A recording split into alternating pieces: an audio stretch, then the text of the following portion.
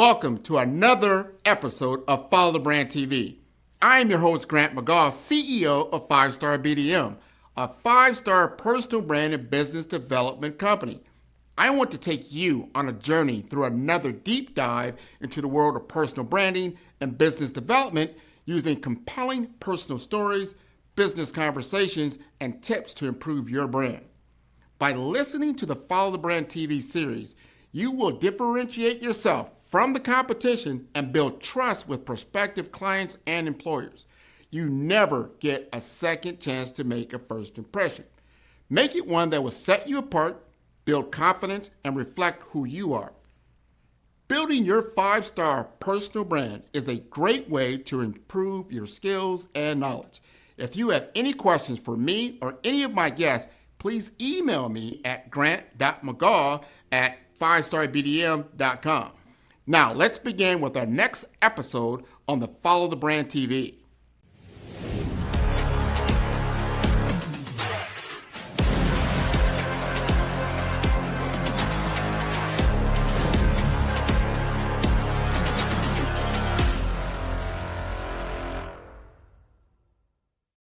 Five-Star BDM, Brand Development Masters, is a professional consulting and advisory group keenly focused on business development services for the small to mid-sized business and entrepreneurs.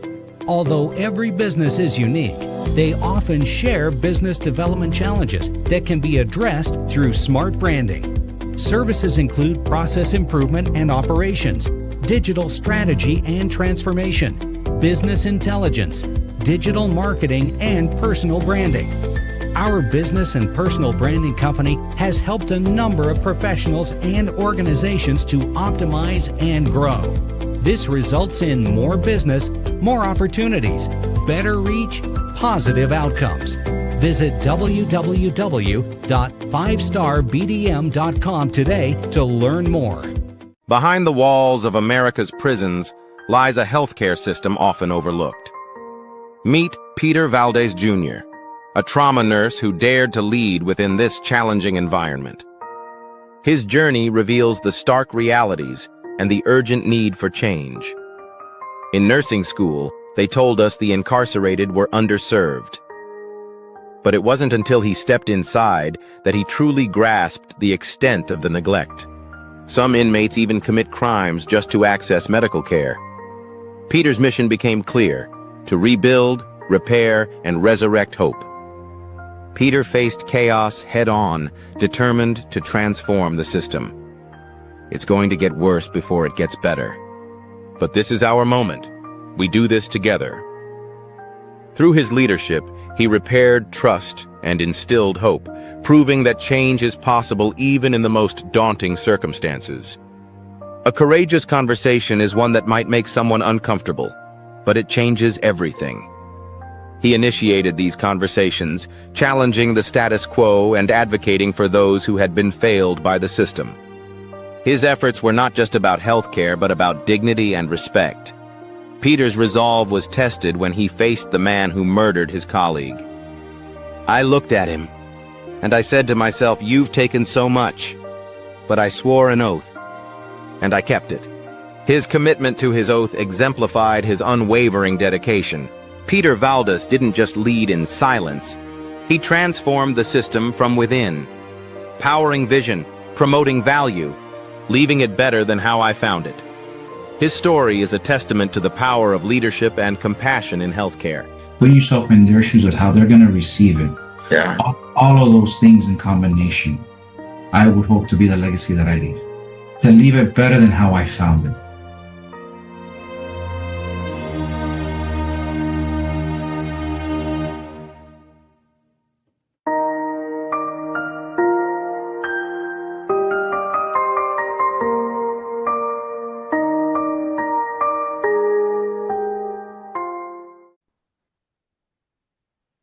Hello, everyone, and welcome to the Follow Brand Podcast. We're going to bring it back to Miami, Florida, my home for 27 years. Even though you can see me now in the Omaha area, Omaha, Nebraska area, people are like, wow. But you also see me in the St. Croix Virgin Islands as well as I've expanded. But I love bringing it to Miami, and I love talking to healthcare leaders. And we're going to talk about someone with such a story, and it made me stop and really listen to what he had to tell me about his journey as a healthcare executive. And I'm talking about Pedro Valdes Jr.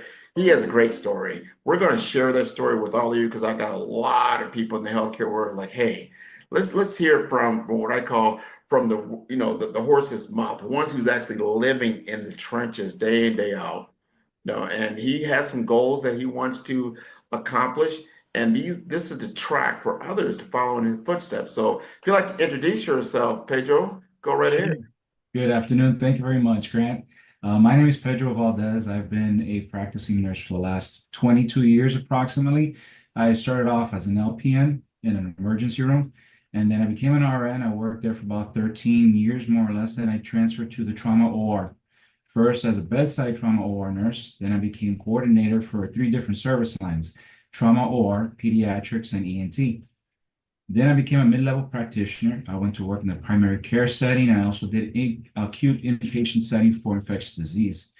And then I returned back to nursing as a leader, as a manager in corrections, an area completely new to me, novice to me, and it has been a very gratifying experience. I would say the least. We worked together for about 4 weeks or so, just understanding your story and helping me understand what is a healthcare leader like in a system like when you're in what they call TK.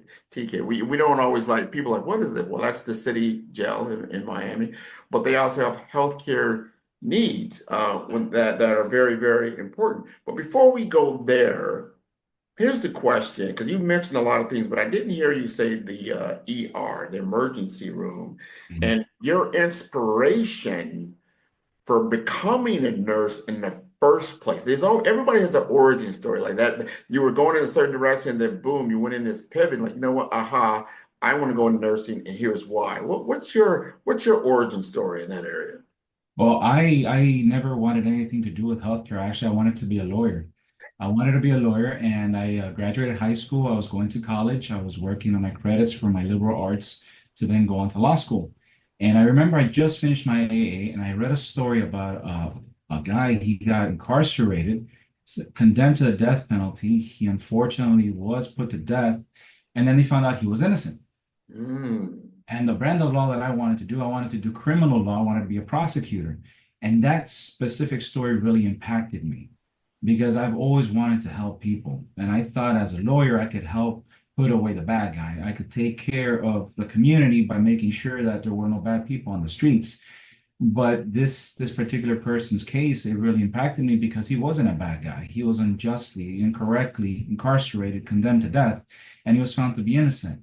And I asked myself, can I do that? Would I be capable of incorrectly prosecuting somebody?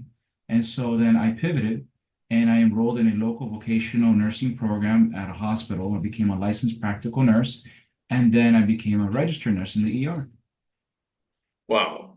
I mean, that's a story. I mean, that's gut wrenching to find out that he was actually innocent.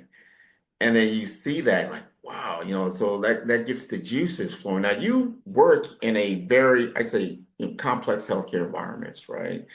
And you went from the OR to what we call correctional health, high stake situation. A lot of things that normally in a hospital you're not worried about, other things than someone who doesn't incarcerate. That's a different thing. So how have these situations carried forth in these kind of opportunities to teach you about leadership under pressure?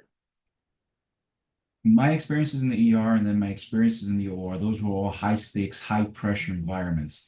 But they were acute care, they were inpatient, and they had their own very unique set of challenges. The correctional system is a very specialized area. It's not an acute care area per se, like a hospital.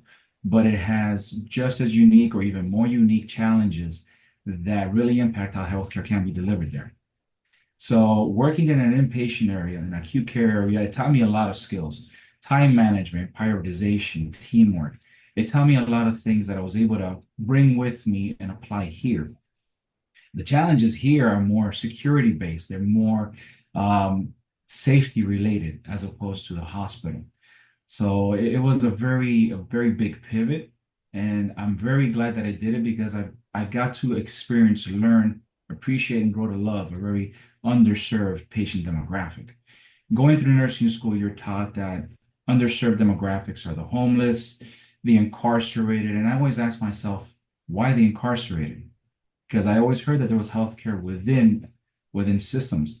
And then when I began working here at Corrections Health Systems, I realized that it was very underserved because we're dealing with people that are incarcerated. So they're 99.9% of the time coming in hostile. They don't want to be there.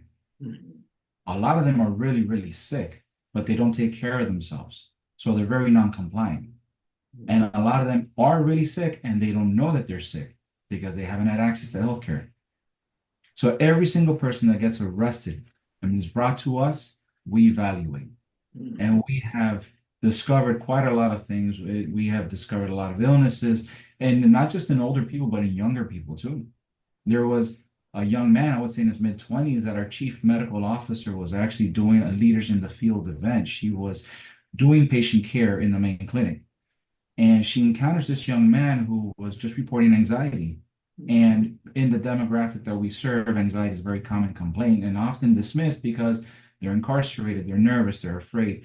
But she evaluated this young man, looked at him from the perspective she needed to look at him from, and she discovered that he had a very severe congenital heart issue, a cardiomyopathy that, if untreated, would have proven fatal. With any exertion, he would have gone into an arrhythmia and would have died. That is, I mean, those kinds of stories, stop people because no matter what, you're incarcerated. You're a human being. You're a human being first, and you have rights, human rights. And you told me something I just didn't really comprehend or think about. That some people intentionally go to jail because they get access to care. I don't They think a do. lot of people realize that. They do. And that was also something that really impacted me when I first began exposing myself in this particular system, was the fact that homeless people will purposefully get arrested to have a roof over their head for the night or for the weekend. Some will get arrested, have healthcare performed, go back out into the community, and then commit some other crime to just come back and continue seeing the doctor. And I was like, wow.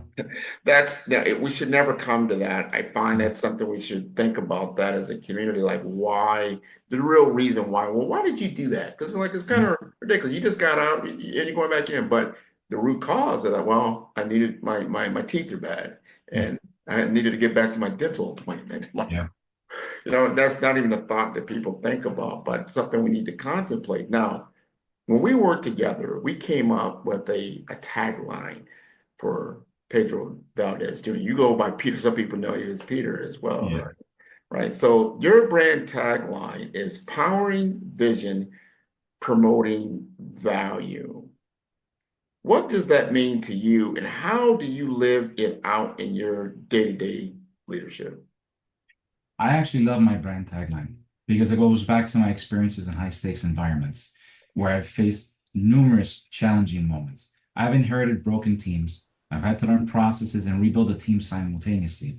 I've had to guide team members that perhaps were never exposed to those kinds of moments where everything's falling apart, or maybe they were too weak in their roles to effectively lead in their current role.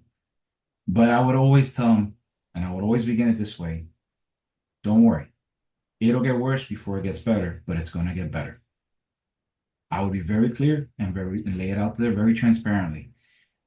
And I love it because every time you hear somebody say, trust me, don't worry, you cringe. It sounds like a sales line, but I would tell them, don't worry, everything's going to get better. And it's going to get harder in the beginning. Why? Because we are rebuilding. We're setting new expectations. We have a vision of where we're going to take the team to. And this is what the vision is. This is the end goal of the vision. but we have to have them understand why we're doing it. We have to explain to them the why, show them the value of what we're doing, make it relatable to them, have them grasp it and own it and help us achieve that goal.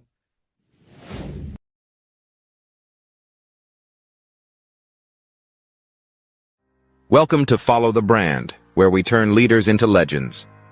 I'm Grant McGaw, CEO of 5-Star BDM. Today, we're not just talking about executive presence, we're going to transform yours. Executive presence isn't about power, it's about trust. And here's the good news. You can build it at any level. Let's dive into how you can command any room you enter. Dr. Kimberly Long, CEO of California Nurse Leaders, shared a profound insight. The moment you try to prove your power is the moment you lose it. Executive presence is about building trust and authority without force. It's about creating an environment where people lean in to listen. You can achieve this by being authentic and consistent in your communication and actions. Consider Dr. Long during a hospital merger. She lowered her voice instead of raising it, and the room leaned in. Similarly, Sarah Chen, a project manager, used this technique in meetings. Within 3 months, her team began to emulate her style. Denzel Ross, now president of IU Health South Central, built his presence by identifying communication gaps and lifting others up. These examples show how presence spreads through subtle yet powerful actions. Your action step. In your next 3 meetings, try speaking 10% slower and 20% quieter. Watch what happens. For team leads, start delegating key responsibilities. Managers should use meetings as learning labs. Directors build cross-functional bridges. The key shift? Stop being the answer person. Start being the question person. This approach fosters growth and empowers others. Patrick Green, CEO of UF Health Jacksonville, uses a communication matrix to simplify complex ideas. His 3-step formula: start with impact, follow with insight, end with action. For example, instead of saying, "We need to upgrade our systems," he says, "We can save 50 lives this year by investing in this technology. Here's how." This clarity builds influence and trust. 3 common mistakes: reactivity, over-explaining, and imposter syndrome. When challenged, take a slow sip of water to respond thoughtfully. Instead of defending every detail, offer a headline first. Dr. Long still gets nervous before board meetings but prepares thoroughly. Remember, nervousness is energy. Executive presence isn't a destination, it's a practice. Start where you are, use what you have, and build from there. When you deliver on on your promise, and you have the result you were looking for, and everybody in the room is like, "Wow, this is what we're talking about."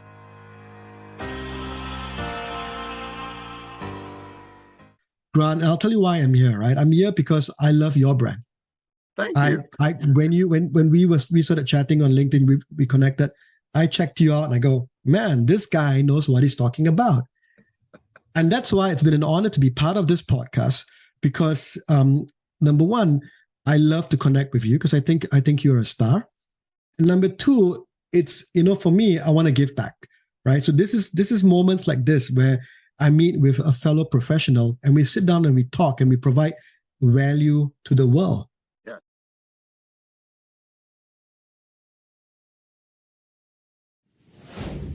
This is important. And what you were helping others walk them through some moments that are challenging, that is a test. And you don't always see the light at the end of the tunnel because you're in that dark tunnel.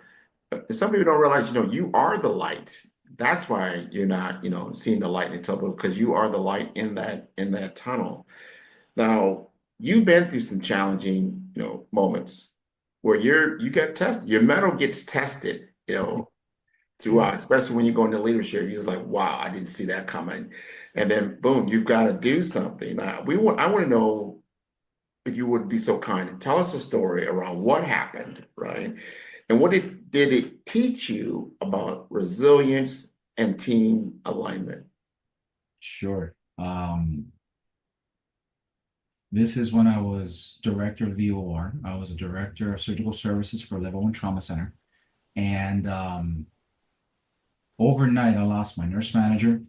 I lost a night shift trauma team, the entire trauma team. And I lost some essential personnel from the day shift. And I was just recently into my director role, so I wasn't too familiar with payroll, the on-call schedule, staffing, all the normal processes to have the unit run right. And so when I lost the nurse manager overnight, I had to rebuild all of those processes by myself.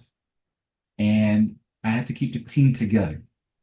So I remember when everything happened, the team was very unsure, very uncertain of what was going to happen. I had an emergency staff meeting. And again, I started out the same way. I told them, I understand everybody's afraid. I understand everybody wants to know what's going on.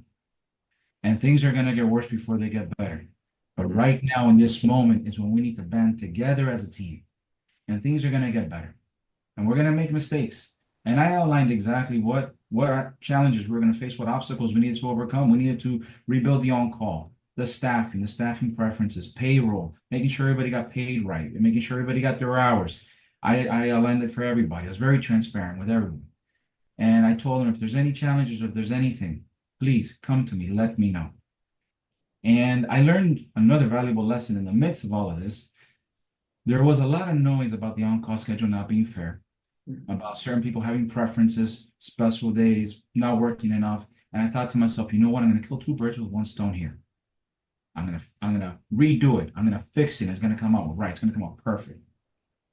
And so I tried, and I almost got killed for doing so because it was disastrous. The OR team just it was real bad. They came at me, everybody complaining, it just wasn't working well. And then I realized that I didn't seek the feedback. I didn't seek the knowledge from those on the front line for that specific process. I may have known how the OR ran, how it worked, but with the on-call, that was something completely foreign to me because as a coordinator for the trauma OR team, I didn't have on-call responsibilities. So then I sought their feedback. I sat down with them. We went over it. We restructured it. We were able to get it to be how it was before. The team settled down. It worked. And then I made subtle changes to make it a little bit better. But in the midst of all of that, I realized to myself, not to make any changes in chaotic moments. Yeah. Let the dust settle, let the uncertainty go away, the team feels safe, and then we can make changes. Keep the status quo going. That's true leadership. You don't always, people think that the leader is always right. It's always a positive outcome when it really is a windy road. You Yeah. eventually get to the positive outcome. You will, because that is your North Star. That's the direction that you're heading in. But having the willingness to stop, take off your title, your hat, whatever's in, the impediment. Sometimes it's always you, right? And say, hey, let me involve the people. Who is it affecting? And I love how you said that. It's affecting all of us. So if we have a collective agreement of what we're going to do together, then everybody has ownership. Everybody's accountable, not just one person. And I like how you pull that together. Now, I take you through a process. You went through my process because I can't just throw something at you without understanding you first. We went through a brand assessment. We went through a skills gap analysis because I had to understand first, what are you trying to accomplish? What is truly you're passionate about that you would be accountable for? You yourself will be responsible for self-responsibility and self-aware around. And we built momentum over time from the assessment to the skills gap analysis to the actual brand blueprint strategy to reach your North Star. And one thing that I found throughout all of that was that health equity kept just being there. Like you really are about health equity. Like at the same time, you just told that last story. This was about the patient outcome. I want the patients. We want them to be served in the best possible way. So the question is, why is it that such a personal priority? Why is health equity such a personal priority for you? And I don't know if that goes back to your origin story or not, but you want to be very helpful in that world. And how do you embed it into your teams and systems that you lead? I think it definitely goes back to my origin story in the sense of always wanting to help people. And I really thank God every day for the profession I chose to get into because it is a beautiful profession. It shows you the good and the bad of the human nature. And when we study our profession, any healthcare profession, we swear an oath when we are going to become licensed to take care of someone, regardless of what they did for it. If they're good, if they're bad, it doesn't matter. We swore to take care of them. And I remember as I began working as a bedside nurse, I would treat every patient in the bed as a family member. Whenever I would train somebody, I would train them, this could be your family member. Treat them as if they were. Imagine they are the most loved family member you have in that bed. I myself will eventually become a patient. I want somebody to take care of me. I swear, when I came to corrections, this whole concept was tested. Mm-hmm. I working as a trauma OR. On the weekends, there was a night shift trauma OR nurse from the ER, resuscitate, who I would cross paths with. And then when I became director of TGK, I got the unsettling news that she was murdered by her husband. Wow. She was murdered by her husband, and he self-inflicted a gunshot wound on himself. So he wound up in the same hospital where she was a trauma nurse. And the most chilling part of this story was that she was actually on shift with a good friend of mine when she got a call from her husband saying, "Come home now, there's an emergency." Yeah. So she went home, and my friend that was there working with her that night told her, "Don't worry, if anything comes in, I'll call you." And so my friend, gets a call that he's getting a self-inflicted GSW gunshot wound to the head, a male patient. The patient gets there, he's taking care of the patient. He had already called the nurse like several times with no response. And so he just was taking care of the patient by himself. When the officer that brought in that particular patient, the male patient, saw the ID badges, he asked one of the other staff members, "Do you know this particular person?" And showed a picture of her ID badge. Yeah. And she was deceased on the scene. So several months went by for his rehab to be completed. And then he was brought to my correctional facility. And even though I was a director of the facility, I am very hands-on. Mm-hmm. And I like to be there with the staff, assisting the staff. Aside from doing what I'm doing, being shoulder to shoulder with the staff. I like to know what's going on in my area. And when this particular patient arrived, I knew he was there. And more than once, I had to assist taking care of him in the infirmary. And I would look at him and I would say to myself internally, "Do you know how many lives you've impacted, Mm. you have done?" But I swore an oath, and this is what I need to do right now. I tell you, I got chills when you said that. That's difficult. I talk to lawyers about things like that. How do you defend, a child murderer or something to that effect?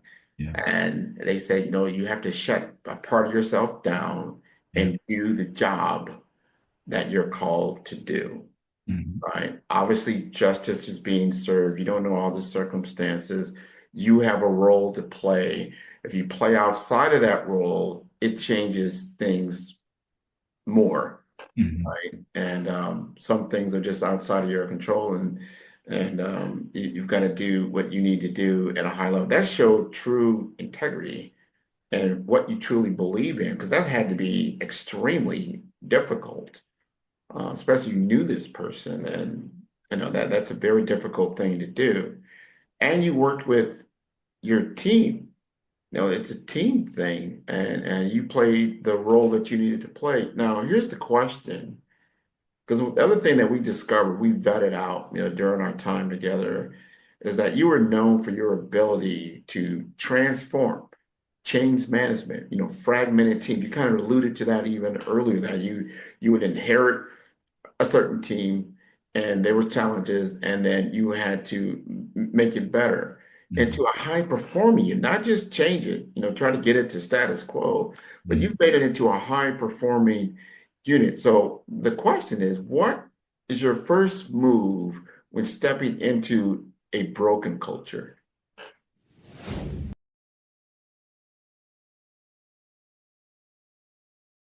Anecdotally, from the moment I got into this position, the number of women, Black women, Haitian women, Black men, who have just come and said, you made me believe this is possible. Now I can speak too. And it's not about just appeasing, but they see the move towards inclusion, the move towards someone who can represent their voice. Brand yourself. You are your own ambassador. Make connections. Find yourself to be valuable, not only as a mentee, but as a mentor. Create that network so that you can have a system, a network of individuals where you can bounce ideas off of and just share from a creative perspective your thoughts on how to make this industry better. And that's what it really takes to get to the next level, is really connecting your passion with your purpose, and understanding your why. At 5-Star BDM, we don't just elevate brands, we forge industry icons. Our mission is to amplify your business and personal brand through dynamic AI-enhanced strategies and an elite professional network of over 20,000 experts. We empower entrepreneurs and small to medium-sized businesses to lead, scale, and transform. Our powerful network accelerates your speed to market and connects you with unparalleled growth opportunities. If you're ready to lead, we'll position your brand to set the industry standard. Explore our comprehensive services designed to build your brand, drive growth, and innovate your business. From personal branding and business development to technology solutions and investment banking, we offer tailored strategies that deliver measurable results and help you dominate your market.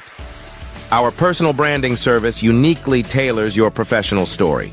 Starting at just $99 per project, we offer online courses, in-person workshops, and scheduled weekly calls. Perfect for individuals beginning their personal branding journey, we help you craft a legacy that commands attention and respect. Strategic plans and execution are at the heart of our business development services. We focus on sustainable growth, helping you secure funding, scale operations, and expand your market reach. Our expertise ensures your business thrives in competitive environments. Innovate with custom artificial intelligence, machine learning, and software solutions tailored to your needs. Our technology services are designed to enhance your business operations and drive efficiency, ensuring you stay ahead in the digital age. Discover real stories and real results. From healthcare startups to tech entrepreneurs, our clients have achieved extraordinary success. For instance, a healthcare brand transformation led to a 40% drop in patient infections, showcasing our impact in diverse industries.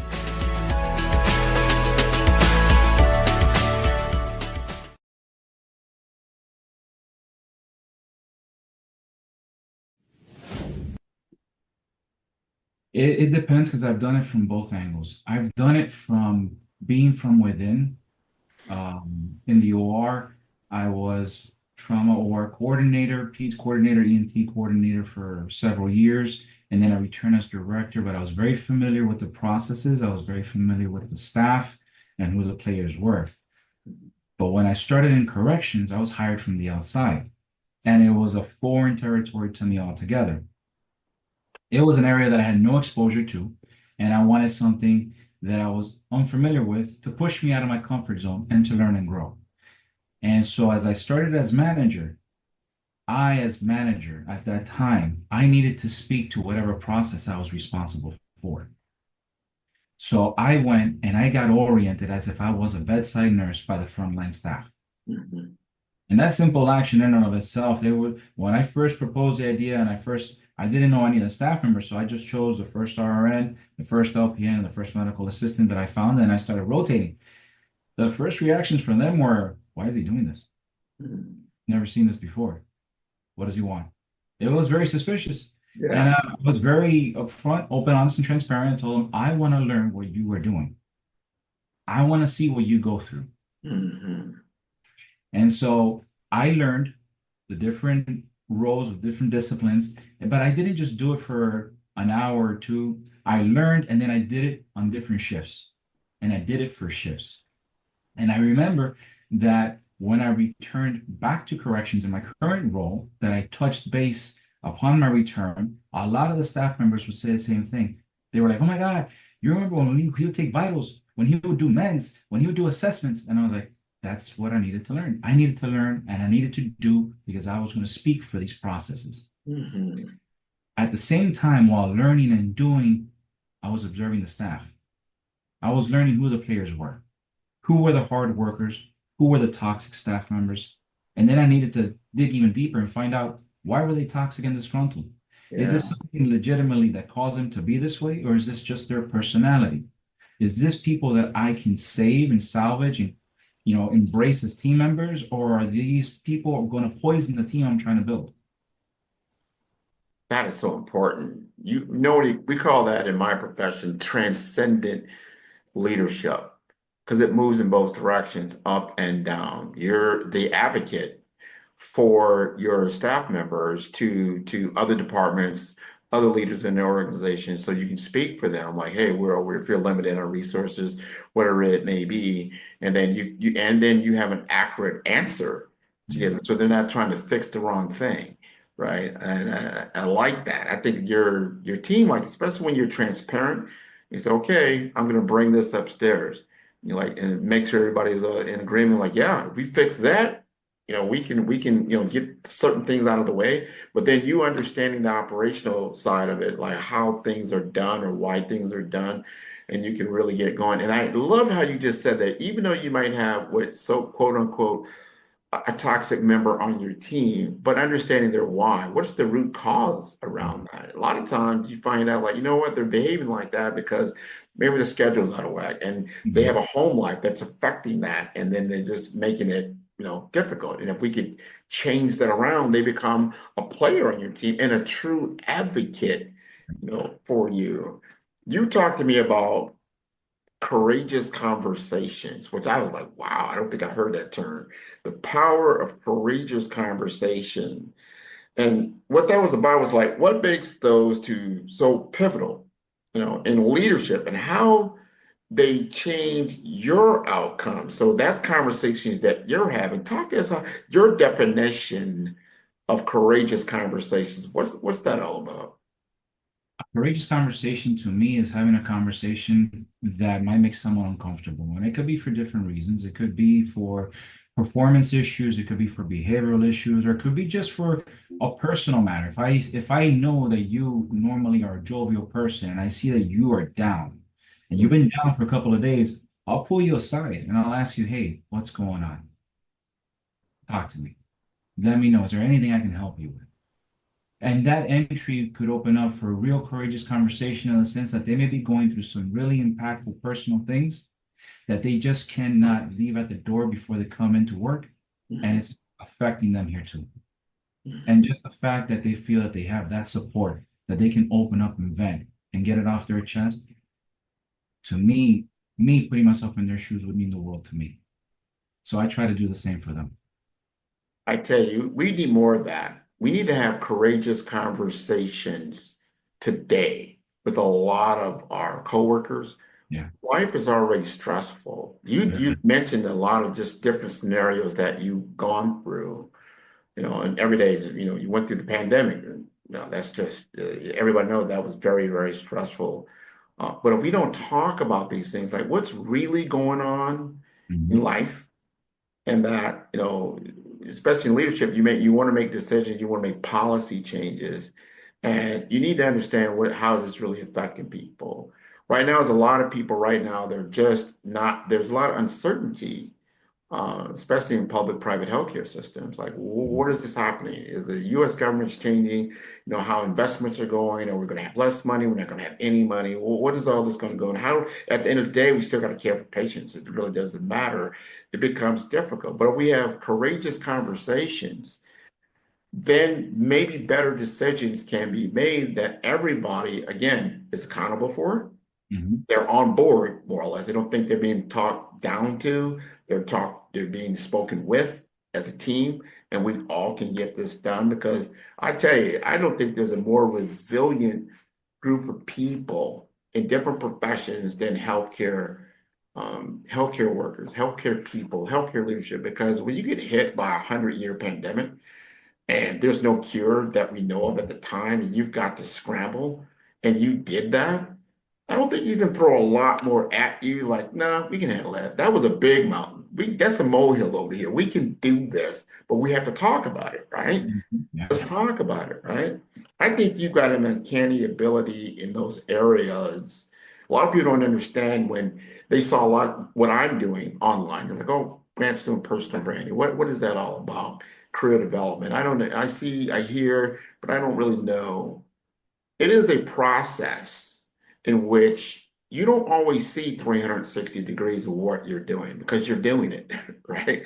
Right? Even right now, it's like, hey, I can't see behind me. I can't see, in the far sides of myself. So when you get an opportunity to sit down, do some self-awareness, some self-assessment, understand where you fit in the market that you're looking to make an impact on, then you can start to look at it strategically and tactfully. I think it's a bit different. Now, looking forward, for you, what does an ideal chief nursing officer role look like for you?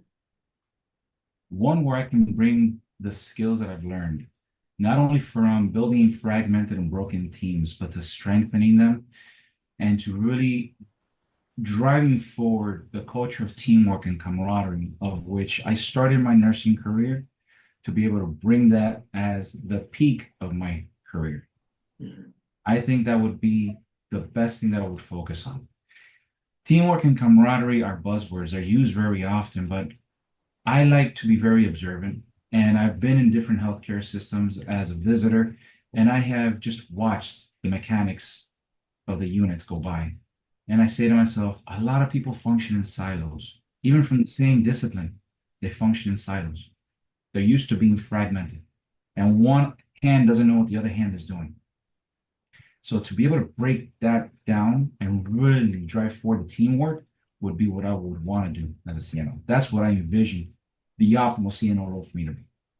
Well, we did the work, and we understand that you're right there. And I'm sure that with the right opportunity, the right circumstances, you'll step into that role and you'll do flying colors. You've already got a tremendous legacy that you yourself in your total career that you've had.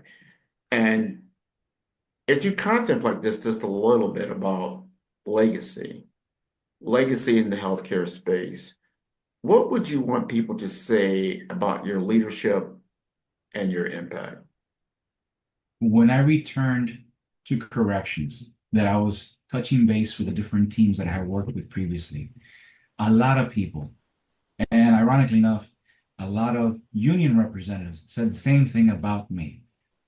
They all said the same thing. They said, "We are so glad you're back." And I was like, why? Because you are firm but fair. And you see that too often.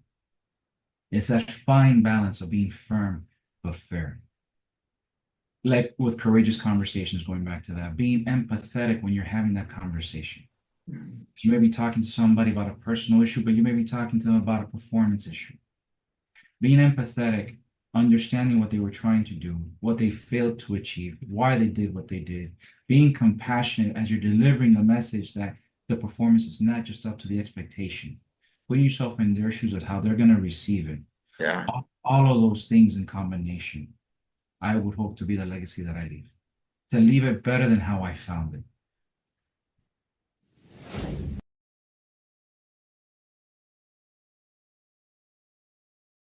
Follow the Brand TV broadcast host, Grant McGaw, as he visits with top executives and entrepreneurs to find out their secrets of success with their personal brand.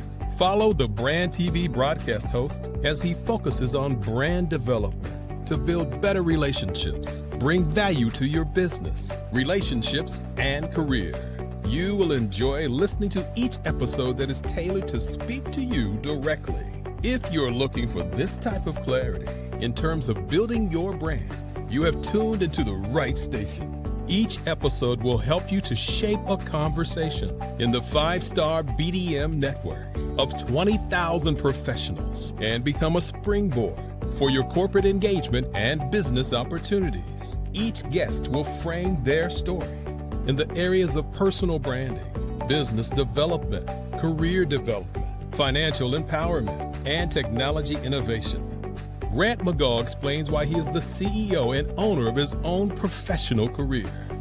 Grant is an accomplished business leader and entrepreneur who wants to give back to individuals to grow their personal brand strategy. Tune in as he weaves his story about new possibilities, while to you exceed expectations. If you love storytelling, this show will make for fun. Ready to build a 5-star brand that stands out and captivates? Discover the art of crafting a strong and memorable brand identity. From choosing the right colors to making your brand unforgettable on social media, we guide you every step of the way. Learn how to design a brand that resonates deeply with your audience, ensuring they not only remember but love your brand. Whether it's enhancing visual appeal or mastering social platforms, we have got you covered. Dive into the world of impactful branding with us and see the difference. Follow the brand for more insights and expert tips. Don't just be seen, be remembered. Join us now. Grant McGaw, CEO of 5-Star BDM, is turning heads in the healthcare and information technology sectors with his groundbreaking approach to personal branding and business development. By challenging conventional strategies, he's setting a new standard for how executives present themselves and their businesses to the world. McGaw's expertise isn't just about standing out. It's about strategic guidance, generating leads, and building networks that propel executives beyond their competition. His focus on authenticity allows leaders to leverage their unique stories, driving exponential growth and success in their industries. Beyond branding, McGaw is a fervent advocate for diversity, equity, and inclusion in the workplace. He's committed to helping organizations cultivate environments where innovation and collaboration thrive through inclusive cultures. And for those eager to dive deeper, McGaw hosts the Follow the Brand podcast. Here, he unpacks the intricacies of personal branding and business growth, offering valuable insights for professionals eager to redefine their identities and share their narratives with the world.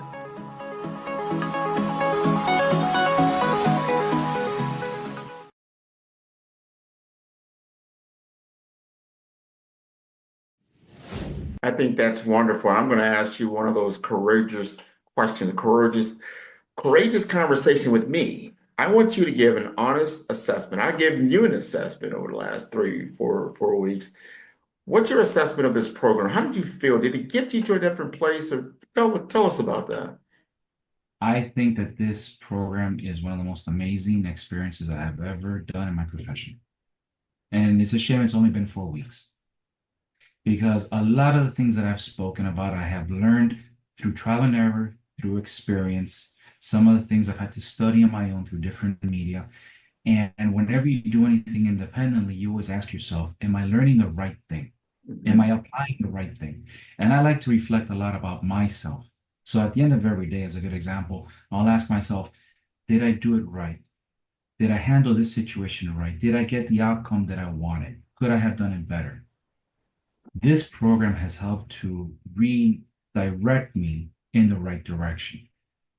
It has allowed me to see that I'm on the right path. And it's identified areas that I had an idea I may have needed to work on, but they have identified them, and now I have a strategic blueprint on how to make it better. Okay, that is wonderful. I first thank you for being part of the program. I want to thank Dr. Carol Biggs for selecting you to be a part of this program. We're going to conclude here, but you've got to tell the audience how to contact you. I don't even I don't know if we even mentioned the fact that you do work at Jackson Health System, but we need to probably get that out there. Yes, no, I work at Jackson Health System. My email is pedro.valdes with an S, Valdes Jr. at jhsmiami.org. Please feel free to reach me via email at any time, whatever questions. If you just want to reach out and say hi, I will most definitely get back to you. I really want to thank you, Mr. McGaw. This has been an amazing opportunity. I really want to thank Dr. Biggs. This has been, like I say, one of the best experiences in my whole profession, and it's priceless. There's really no price on everything that we have done together. So thank you very much. Oh, you're welcome. And you got to go check him also on LinkedIn. Because I've been after all these healthcare professionals to really up their game on their LinkedIn skills and understand that is your digital office. And that's an opportunity for you to showcase your skill sets, tell the story that needs to be told, because the community needs to understand. I understand so much more about what you're doing and why you're doing it. And I want to thank you for being a participant. And I want to thank your entire family, because I want them to tune into this episode. They can see all of my episodes at 5-Star BDM. That is the number 5. That is star, B for brand, D for development, M for masters.com. And I want to thank you again for being a part of this program. Thank you. Thank you so much, Mr. McGaw. You're welcome.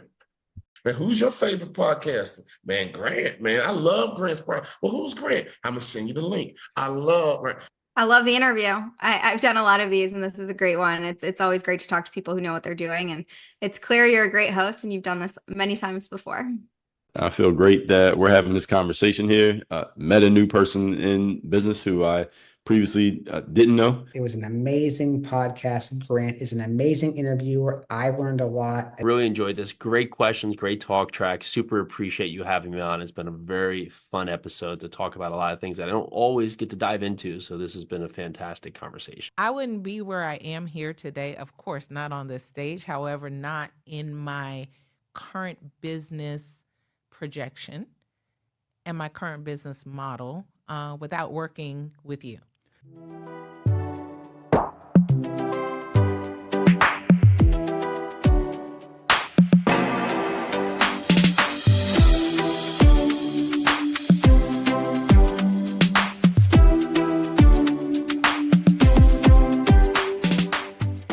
My name is Denzel Ross. I am the president for the South Central region of Indiana University Health, based here in Bloomington.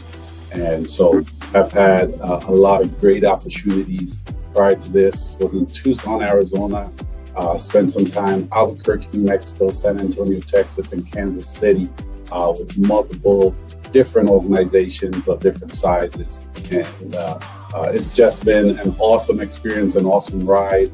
And so I am excited by the opportunity to share some of my learnings that I've had along the way.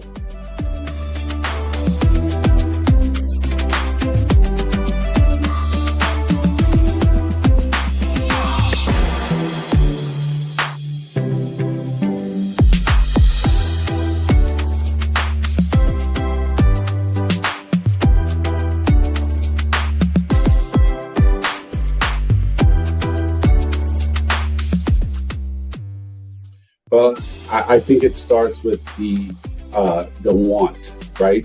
People who want to grow, people who want to be developed, people who want to be coached, and is open to taking on that additional function and additional task. Because the last thing you want to do is put somebody in a position that they don't want to be in.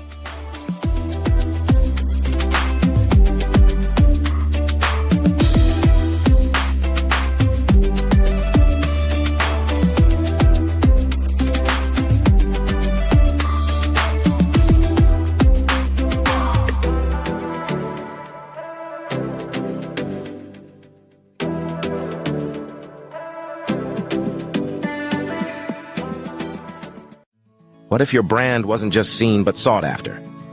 Imagine your business scaling, thriving, and transforming with the right partner by your side. At 5-Star BDM, we believe every brand has a story, and we're here to help you tell yours. Our signature Brave Blueprint is the foundation of everything we do. It starts with branding that reflects your unique story. We build relationships that expand your influence.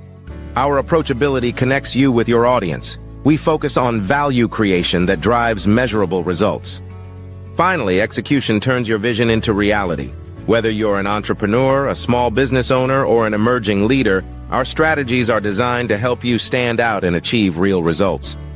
Hear from those who have transformed with us. A healthcare entrepreneur shared, "With 5-star BDM, I raised over $1 million in funding and built a brand that investors trust." A tech startup founder noted, "Their AI solutions transform my operations, doubling our efficiency in just 6 months." A retail leader said, "From a rebranded website to global PR, 5-star BDM helped me triple my online visibility." With over 188 episodes of the Follow the Brand podcast and exclusive workshops, we're not just building businesses, we're inspiring leaders. We offer a comprehensive suite of services from branding to business development, public relations to cutting-edge technology. 5-star BDM is more than a partner. We're your path to growth, visibility, and transformation. Ready to build, scale, and transform? Take the first step today. Visit www.5starbdm.com or schedule your free consultation. Call us today and empower your business with 5-star BDM. What happens when healthcare, finance, and leadership collide? You get Camilla Strother, a powerhouse redefining financial wellness for professionals building legacies. Join us as we explore her inspiring journey and how she's transforming lives through allied financial strategies.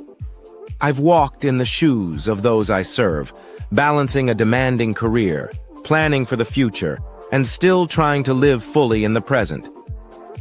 Her path from healthcare technology to financial empowerment is a testament to resilience and vision. Financial wellness isn't just about money.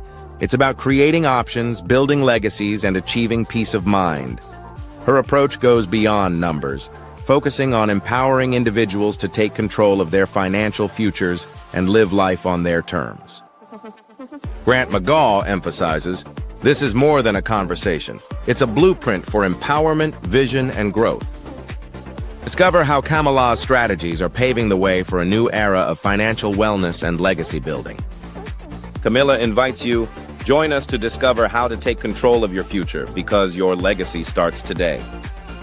Tune in to From Healthcare to Wealthcare, Redefining Financial Futures with Camilla Strother, available soon on your favorite platform. You know, I mentioned compounding interest. Well, that compounding interest can work both ways. It can work against you on a credit card where you can have that interest at 24%, 29%, and that will just compound. That amount that you have just continues to grow if you don't pay it off. And that interest it's like you make a payment, but it's not really touching it because now you have all this interest on top of it. You really want that interest in your savings.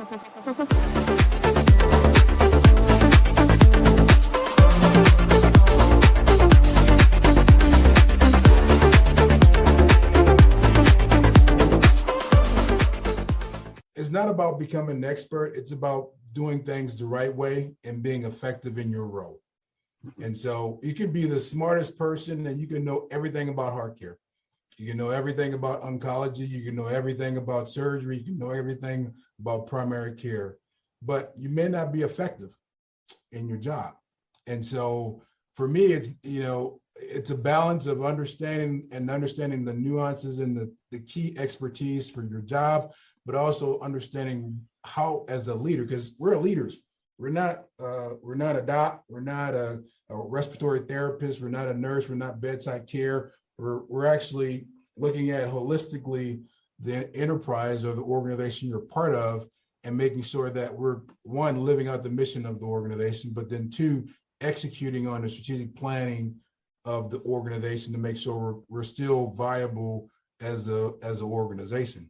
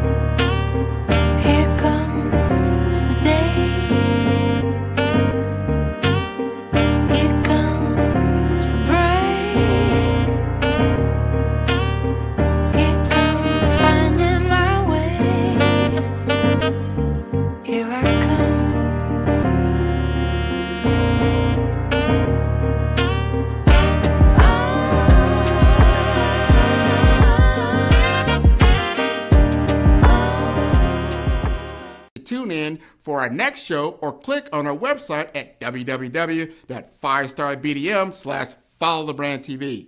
Thank you.